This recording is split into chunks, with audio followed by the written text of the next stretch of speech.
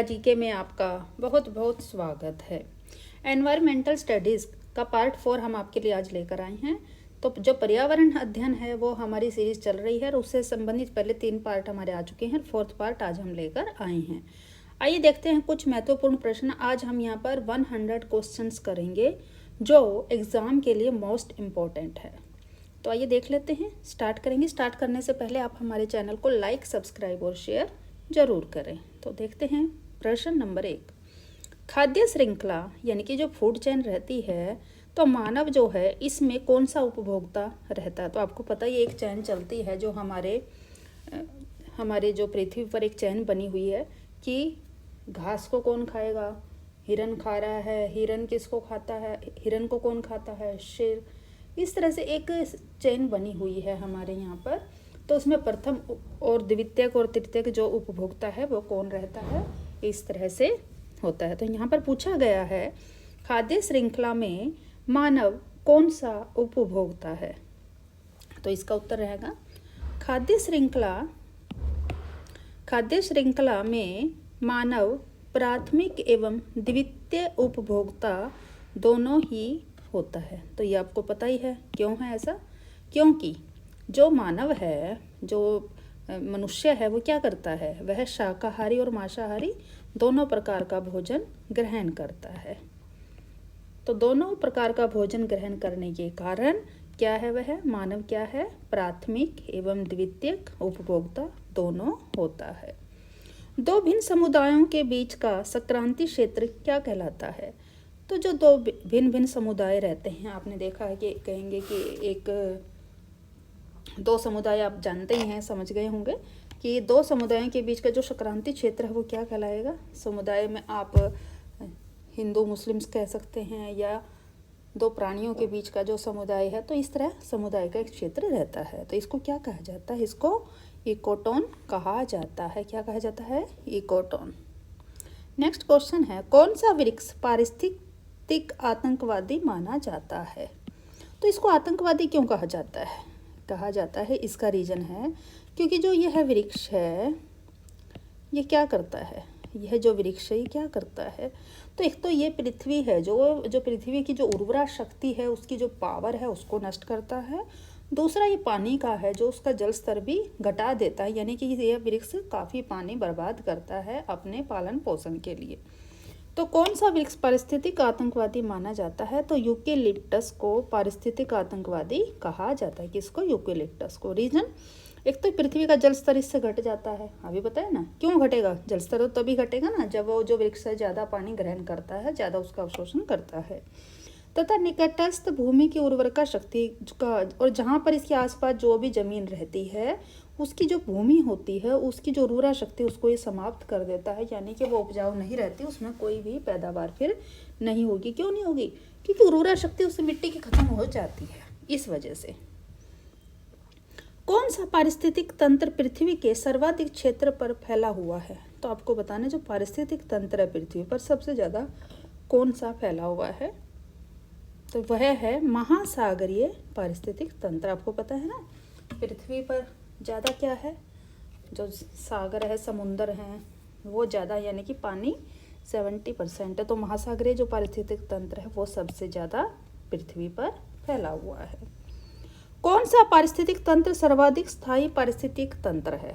तो स्थायी कौन सा है इनमें से, तो वह है महासागरीय पारिस्थितिक तंत्र, जो यह स्थायी है। पारिस्थितिक तंत्र में उच्चतम पोषण स्तर प्राप्त होता है।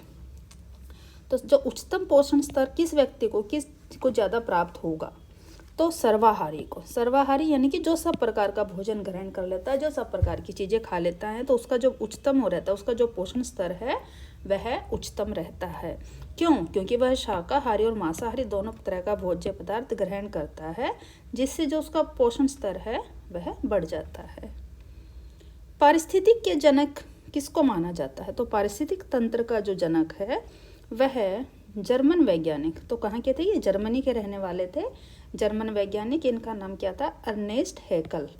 तो पारिस्थितिक का जो जनक है वो अर्नेस्ट हैकल को माना जाता है, क्योंकि इन्होंने ही सर्वप्रथम पारिस्थितिक शब्द का प्रयोग किया था। पारिस्थितिक तंत्र की संकल्पना को सबसे पहले किसने प्रस्तावित किया था? तो किसने किया था सबसे पहले, प्रस्तावित किसने किया था? जनक तो माना गया अर्नेस्ट हैकल को, बट जो इसकी संकल्पना की थी वो किसने की थी? वह एजी टांसले ने की थी।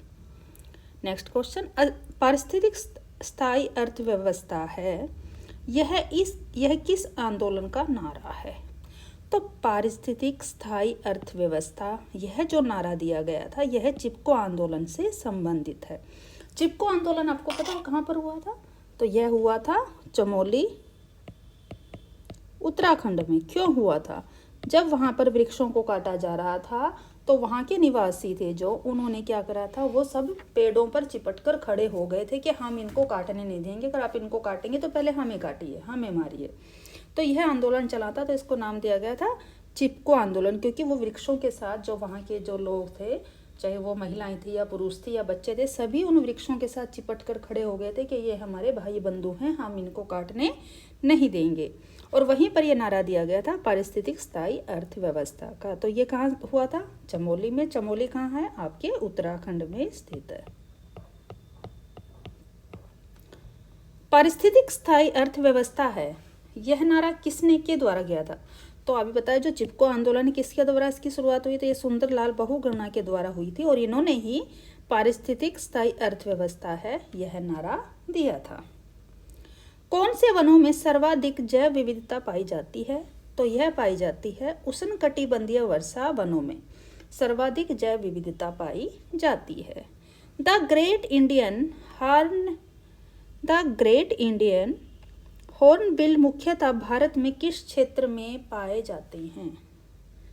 तो द ग्रेट इंडियन हॉर्नबिल जो है किस में पाए जाते हैं, कहाँ पर पाए जाते हैं इंडिया में? तो भारत में ये पश्चिमी घाट क्षेत्र के वनों में पाए जाते हैं। कहाँ? पश्चिमी घाट क्षेत्रों के वनों में।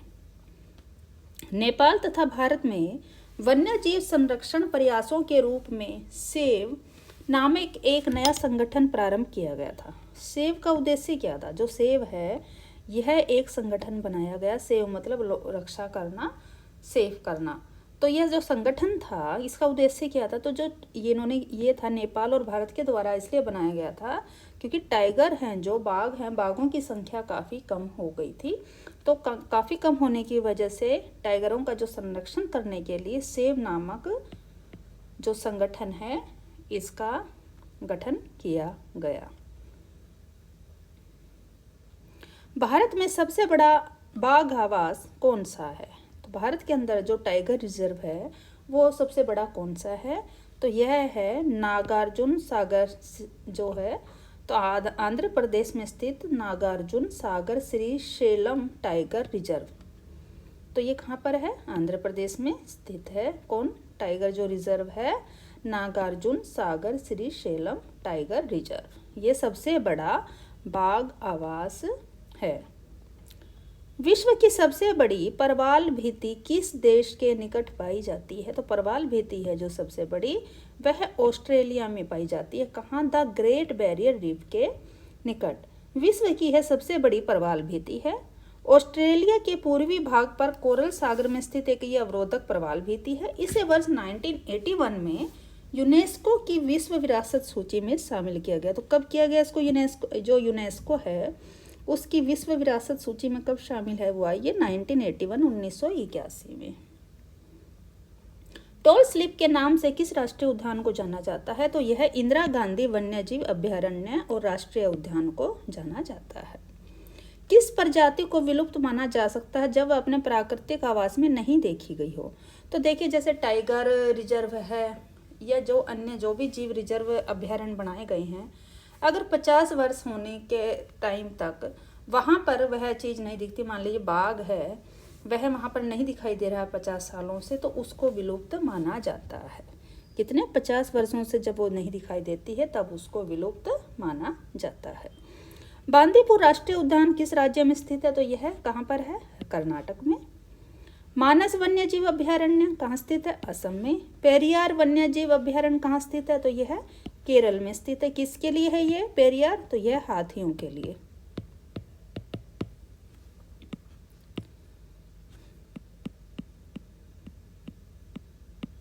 किसके लिए है? हाथियों के लिए यह है केरल जो पेरियार वन्यजीव अभयारण्य है यह है हाथियों के लिए, और असम में जो है ये किसके लिए है, एक सींग वाले गैंडे के लिए। सिमलीपाल राष्ट्रीय उद्यान किस राज्य में है, तो यह उड़ीसा में स्थित है। सलीम अली राष्ट्रीय उद्यान किस राज्य में है, तो यह जम्मू कश्मीर में स्थित है। भारत का प्रथम तितली उद्यान कहाँ स्थित है, तो भारत का प्रथम तितली, क्योंकि जहाँ पर तितलियों का संरक्षण किया जाता है, कहाँ पर है, तो यह बन्नरघट्टा जैविक उद्यान, ये कहाँ पर है, बेंगलुरु में स्थित है। पीलीभीत राष्ट्रीय उद्यान कहाँ स्थित है, उत्तर रहेगा उत्तर प्रदेश में। राजाजी राष्ट्रीय उद्यान किस राज्य में स्थित है, तो यह है उत्तराखंड में स्थित, और किसके लिए है, तो यह भी हाथियों के लिए, हाथियों के लिए। नागरहोल राष्ट्रीय उद्यान किस राज्य में है, तो यह कर्नाटक में स्थित है। कांजीरंगा राष्ट्रीय उद्यान किस राज्य में स्थित है, तो यह असम में स्थित है।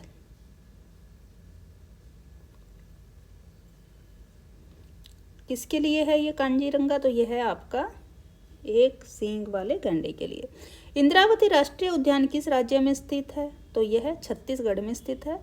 पलामू राष्ट्रीय उद्यान किस राज्य में स्थित है, तो उत्तर रहेगा झारखंड। कौन सा बाघ आरक्षित क्षेत्र 2 राज्यों में स्थित है, तो ऐसा कौन सा बाघ आरक्षित क्षेत्र है जहाँ पर टाइगर रिजर्व स्थापित किया गया है, लेकिन वह 2 राज्यों के अंदर उसकी सीमा जो है लगती है, उसका जो विस्तार है मैदान का 2 राज्यों में है, तो वो कौन सा है, तो ये है पेंच बाघ आरक्षित क्षेत्र। इसका विस्तार कहाँ पर है, मध्य प्रदेश और महाराष्ट्र दोनों में फैला हुआ है, 2 राज्यों में यह फैला हुआ है।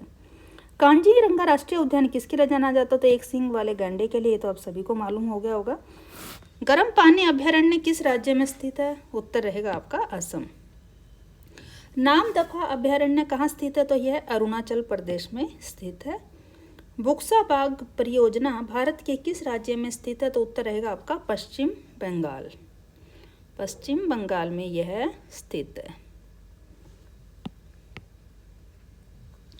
नेक्स्ट है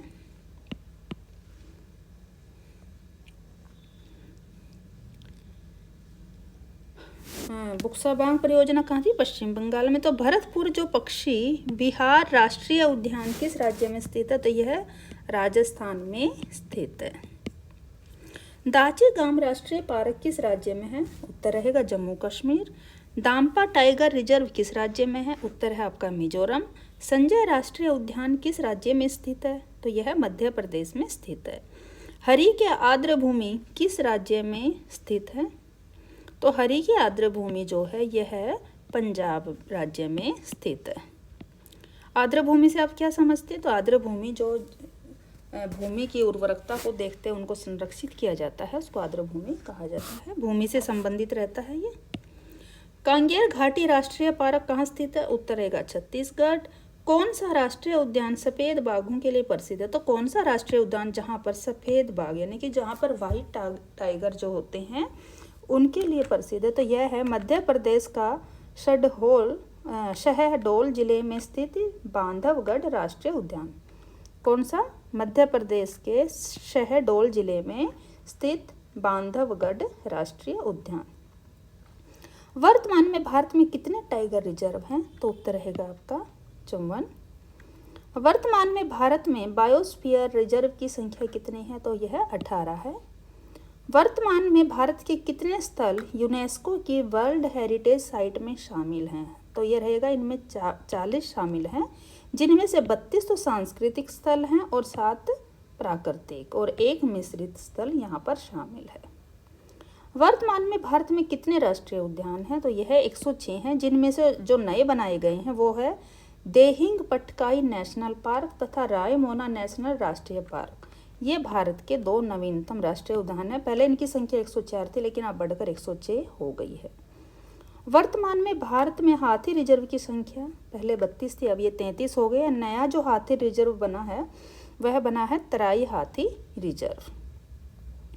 वर्तमान में भारत में कितनी रामसर वेटलैंड साइट हैं, तो रामसर वेटलैंड साइट जो मृदा से आपको पता है अभी संबंधित रहती है, आर्द्र भूमि से जो संबंधित है, वे अब बढ़कर 75 हो गई हैं। चिन्नार वन्य जीव विहार किस राज्य में स्थित है? तो उत्तर रहेगा आपका केरल में। वन विहार राष्ट्रीय उद्यान कहाँ स्थित है? तो यह मध्य प्रदेश के भोपाल में स्थित है। कहाँ पर? मध्य प्रदेश। आपको ये भी पता होना चाहिए कि सबसे ज़्यादा जो राष्ट्रीय उद्यान है वो कहाँ पाए जाते हैं? तो वो भारत के जो मध्य प्रदेश राज्य में सबसे ज़्यादा पाए जाते हैं। भारत का राष्ट्रीय सामुद्रिक पार्क कहाँ स्थित है? तो यह स्थित है कच्छ की खाड़ी में। कहाँ है कच्छ की खाड़ी? आपको पता ही है, पश्चिमी बंगाल में। राजीव गांधी राष्ट्रीय उद्यान कहाँ अवस्थित है? उत्तर रहेगा आपका राजस्थान में।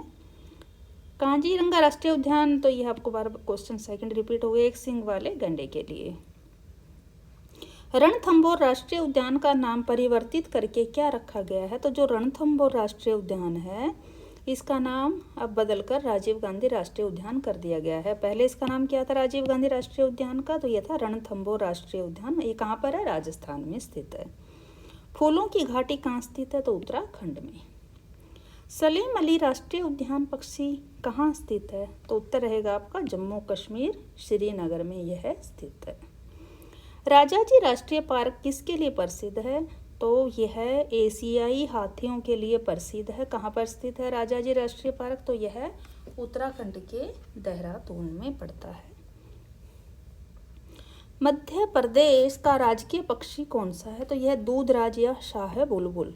तो मध्य प्रदेश का जो राज्य पक्षी है इसको शाह बुलबुल, उसका दूसरा नाम दूधराज भी है। मध्य प्रदेश की किस राष्ट्रीय उद्यान को प्रोजेक्ट टाइगर में सबसे पहले शामिल किया गया? तो जब टाइगर के जो प्रोजेक्ट तैयार हुआ था, बाघों के लिए जब प्रोजेक्ट तैयार किया गया था, तो सबसे पहले किसको शामिल किया गया था? तो यह कान्हा किसली को तैयार किया गया था। इसका नाम सबसे पहले इसके अंदर शामिल किया गया कान्हा किसली राष्ट्रीय उद्यान का। टाइगर राज्य किस राज्य को कहा जाता है? तो बाघों का राज्य किसका कहा जाता है, या टाइगर स्टेट किसको बोला जाता है? तो आपका उत्तर रहेगा मध्य प्रदेश को, एमपी को। एशियाई बब्बर शेर का निवास कहाँ है? तो उत्तर रहेगा आपका गिर वन राष्ट्रीय उद्यान, गुजरात। कहाँ पर है गिर वन राष्ट्रीय उद्यान? यह गुजरात में स्थित है। भारत के किस क्षेत्र को सह्याद्री कहा जाता है? तो यह पश्चिमी घाट को सह्याद्री क्षेत्र कहा जाता है। जैव विविधता की दृष्टि से भारत का सबसे धनी स्थल कौन सा है? तो जैव विविधता, तो जैव है जहाँ पर विभिन्न प्रकार के जैव आपको देखने को मिलेगा। उस दृष्टि से भारत का जो सबसे धनवान स्थल किसको कहा गया है जैव विविधता के लिए? तो वह है आपका पश्चिमी घाट। पूर्वी घाट एवं पश्चिमी घाट का मिलन स्थल कहाँ है? तो जो पूर्वी घाट और पश्चिमी घाट की जो सीमा रेखाएं जहाँ पर आपस में मिलती हैं, तो वह कहाँ पर है? तो यह नीलगिरी की पहाड़ियाँ। ये नीलगिरी की पहाड़ियाँ कहाँ हैं? यह तमिलनाडु में स्थित है। भारत का पहला राष्ट्रीय उद्यान कौन सा है एवं इसे कब अवस्थित किया गया? तो भारत का ऐसा पहला राष्ट्रीय उद्यान किसको बनाया गया था और इसका ये जब अवस्थित किया, इसको स्थापित किया गया, कब इसको स्थापित किया गया, आपको ये बताना है। भारत का पहला जो राष्ट्रीय उद्यान है वह कौन सा है? जिम कॉर्बेट राष्ट्रीय उद्यान है और इसे 1936 में इसका गठन किया गया था, इसको अवस्थित किया गया था। जिम कॉर्बेट राष्ट्रीय उद्यान का पुराना नाम क्या है? तो पहले जो जिम कॉर्बेट राष्ट्रीय उद्यान जिसका नाम किया, पहले इसको हेली राष्ट्रीय उद्यान के नाम से जाना जाता था। हेली एक अंग्रेज का नाम था जिसके नाम पर यह नाम पड़ा हुआ था, हेली, लेकिन बाद में इसका नाम बदलकर अब क्या कर दिया गया है? जिम कॉर्बेट राष्ट्रीय उद्यान कर दिया गया है। गिर राष्ट्रीय उद्यान के एशियाई शेरों को रखे जाने हेतु किस राष्ट्रीय उद्यान अभ्यारण्य का चयन किया गया है?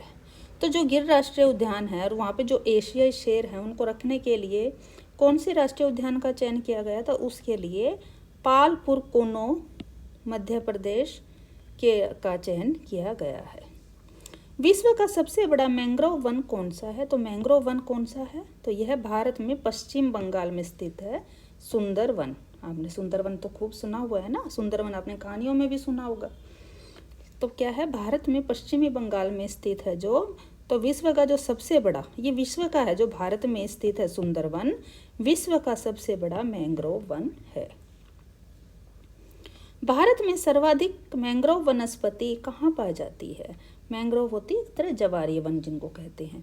तो भारत में जो सबसे ज़्यादा मैंग्रोव वनस्पति भी, अगर मैंग्रोव वन ही सबसे बड़ा सुंदर वन हो गया तो फिर तो वनस्पति भी तो वहीं मिलेगी ना।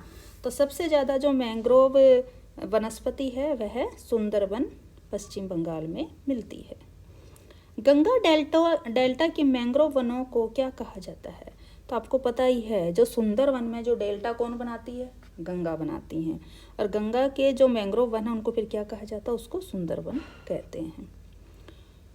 सुंदरी वृक्ष किस प्रकार की वनस्पति है? तो जो सुंदरी वृक्ष है वह किस प्रकार की वनस्पति है? तो यह मैंग्रोव वनस्पति। कैसी? मैंग्रोव। भारत में वर्षा वन कहाँ पाए जाते हैं? तो भारत में जो वर्षा वन है ये उत्तर पूर्वी हिमालय और पश्चिमी घाट में पाए जाते हैं। क्रिकेट बैट के लिए विलो कहाँ से प्राप्त होती है? तो जो क्रिकेट बैट, जितने भी आपने देखते हैं क्रिकेट प्रेमी आप सभी लोग हैं काफ़ी, और भारत में तो सबसे ज़्यादा यहाँ पर क्रिकेट प्रेमी पाए जाते हैं।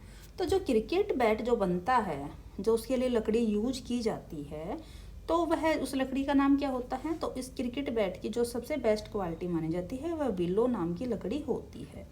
जिससे क्रिकेट के बैट बनाए जाते हैं। यह लकड़ी कैसी रहती है? यह लकड़ी शंकुवृक्षी वन से प्राप्त होती है। कैसे? शंकुवृक्षी वन से प्राप्त होती है। और किससे बनाए जाते हैं? तो यह विलो नामक लकड़ी से बनाए जाते हैं। और यह लकड़ी शंकुवृक्षी वन से, कहाँ से? शंकुवृक्षी वन से यह प्राप्त होती है। क्या? विलो नामक लकड़ी। उपयुक्त पारिस्थितिक संतुलन बनाए रखने के लिए कुल क्षेत्रफल के कितने प्रतिशत पर वन आवश्यक है? तो पर्यावरण को संतुलित रखने के लिए, ताकि जो हवा, ऑक्सीजन सब हम लोगों को सबको अच्छे से साफ सुथरी वायु जो मिलती रहे, ऑक्सीजन मिलती रहे, तो कितने जो क्षेत्रफल है पृथ्वी का उस पर कितने प्रतिशत पर वन लगाने जरूरी हैं? तो 33%। कितने? 33%। चिपको आंदोलन उत्तराखंड के किस जिले से आरंभ हुआ था? तो आपको बताया ना मैंने, चमोली से आरंभ हुआ था। सुंदर बहुगुणा के नेतृत्व में क्या हुआ था? चमोली में लोगों ने क्या किया था? जब वहाँ पर वृक्षों को काटने की शुरुआत की गई थी किसी प्रोजेक्ट के लिए, तो वो वहाँ के जो बच्चे, बूढ़े, औरतें सभी उन अपने वृक्षों के साथ चिपट कर खड़े हो गए थे कि हम अपने इन वनों को नहीं काटने देंगे। और चमोली कहाँ है? आपके उत्तराखंड में स्थित है। नंदा देवी जीव मंडल किस राज्य में स्थित है? तो यह है आपके उत्तराखंड में। भारत का प्रथम तितली उद्यान कहाँ स्थित है? जहाँ पे तितलियों को संरक्षित किया जाता है ताकि उनकी जो प्रजाति विलुप्त ना हो, तो यह कहाँ पर स्थित है? तो यह बन्नरघट्टा जैविक उद्यान। कहाँ पर है? ये बेंगलुरु में इसको स्थित किया गया है। माजुली द्वीप संसार का सबसे बड़ा नदी द्वीप है जो कि किस राज्य में स्थित है? तो माजुली द्वीप जो है संसार का सबसे बड़ा द्वीप, ये कहाँ पर है? यह है असम में ब्रह्मपुत्र नदी पर स्थित है। यह संसार का यानी कि विश्व का, वर्ल्ड का है ये सबसे बड़ा माजुली द्वीप। और कहाँ पर है ये? असम में ब्रह्मपुत्र नदी के ऊपर यह स्थित है। मौन घाटी यानी कि साइलेंट वैली किस राज्य में स्थित है? तो यह केरल में स्थित है। दाची-गाम अभ्यारण्य किसके लिए प्रसिद्ध है? दाची-गाम जो अभ्यारण्य है यह जम्मू कश्मीर में स्थित है। यह एकमात्र अभ्यारण्य है। ये किसके लिए है? यह मृग के लिए है, महामृग यानी कि हांगुल। तो कश्मीरी महामृग यानी हांगुल के लिए यह एकमात्र अभ्यारण्य है। ये कहाँ पर है? जम्मू कश्मीर में स्थित है। Next question 78। भारत में समुद्री गायें किस बायोस्फीयर रिजर्व में पाई जाती है? तो जो समुद्री गायें हैं वो भारत की मन्नार की खाड़ी में पाई जाती हैं। कहाँ पर? मन्नार की खाड़ी बायोस्फीयर रिजर्व में यह कौन? भारत में समुद्री गायें पाई जाती है।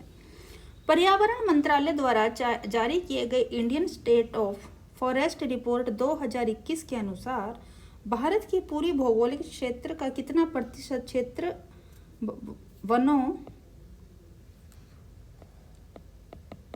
वनों और पेड़ों से आच्छादित है? जहाँ पर वन है और पेड़ हैं, तो कितना ऐसा क्षेत्र है जहाँ पर ये पेड़ों से आच्छादित है 2021 के अनुसार?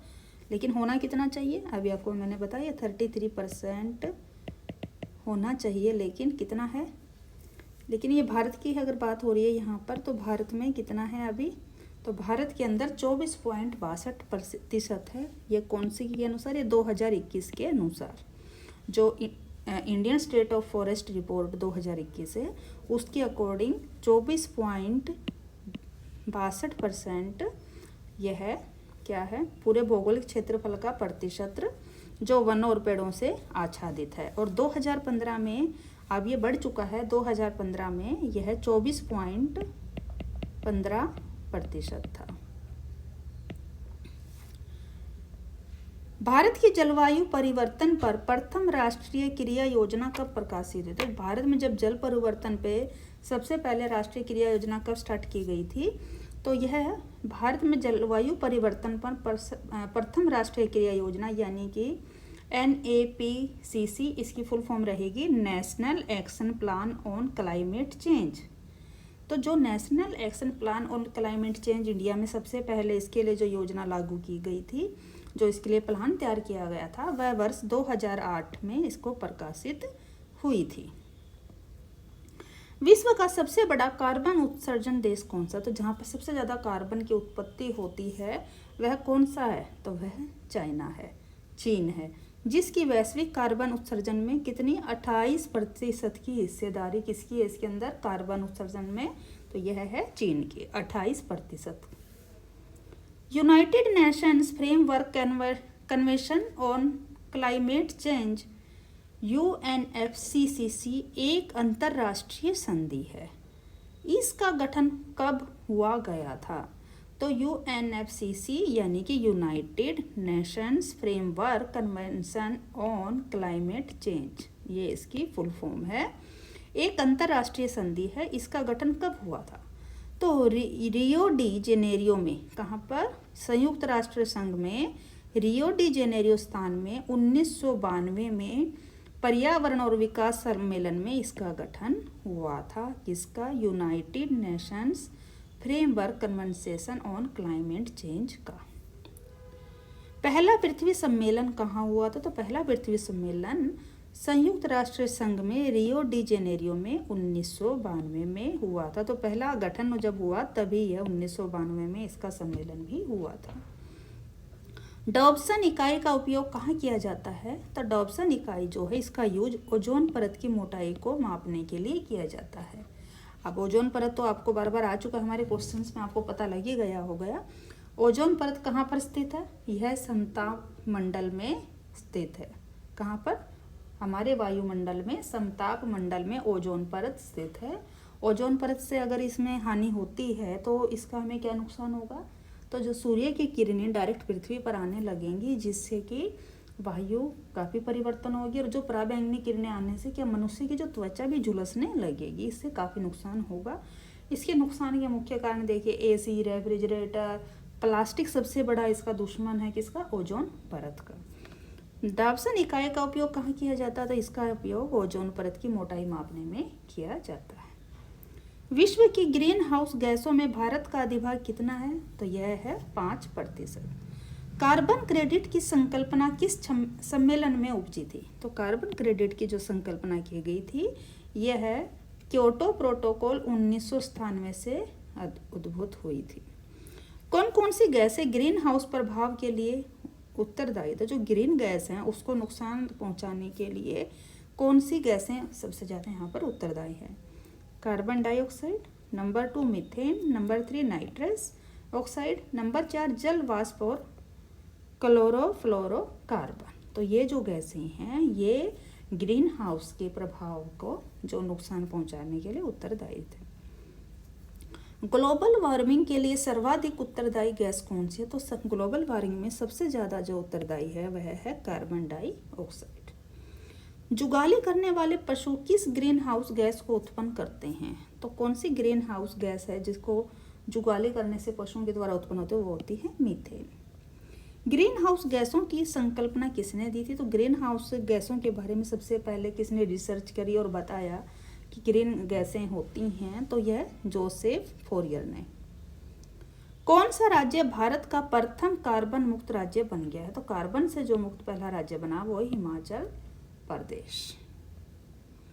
क्योटो प्रोटोकॉल क्या है? तो यह है ग्लोबल वार्मिंग को कम करने के उपाय करने के लिए विभिन्न देशों के बीच करार।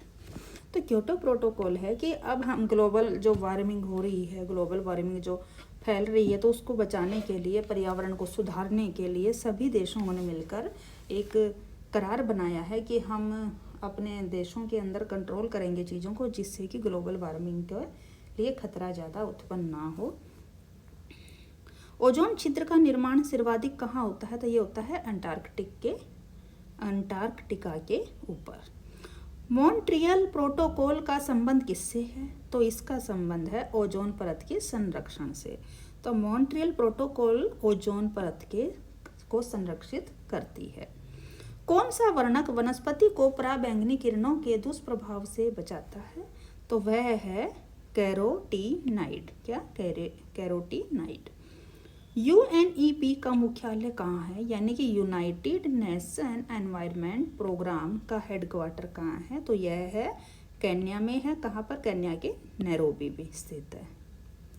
इको मार्क किन भारतीय उत्पादों को दिया जाता है? तो इको मार्क, जैसे आप एग मार्क वगैरह के बारे में आप जानते ही हैं, इसी तरह इको मार्क दिया जाता है किसको? जो पर्यावरण के प्रति मैत्रीपूर्ण उत्पाद रहते हैं, उनको इको मार्क दिया जाता है। केन्या की नोबेल पुरस्कार विजेता वंगारी माथाई किस क्षेत्र में अपना योगदान के लिए जानी जाती हैं? तो यह धारणीय विकास यानी कि सस्टेनेबल डेवलपमेंट में योगदान के लिए जानी जाती है। इन्होंने केन्या के ग्रीन बेल्ट मूवमेंट को नेतृत्व किया था। EPA का पूर्ण रूप क्या है? तो environmental protection agency. Environmental protection agency यह पर्यावरण संरक्षण एवं जागरूकता अभियान से संबंधित है। और इसका कहाँ संगठन? इसका अमेरिका का यह संगठन है। तो पूर्ण रूप EPA का क्या रहेगा? Environmental protection agency. अंतर्राष्ट्रीय अमल वर्षा सूचना केंद्र कहाँ स्थित है? तो यह ओस्लो में स्थित है। तो आज के लिए हमने 100 क्वेश्चंस ये करे हैं। आपको कैसे लगे हैं आप कमेंट करके ज़रूर बताएं। आने वाले जो हमारी सीरीज रहेगी उसमें और क्वेश्चन भी हम लेकर आएंगे जो एग्ज़ाम की दृष्टि से अत्यंत महत्वपूर्ण है। धन्यवाद।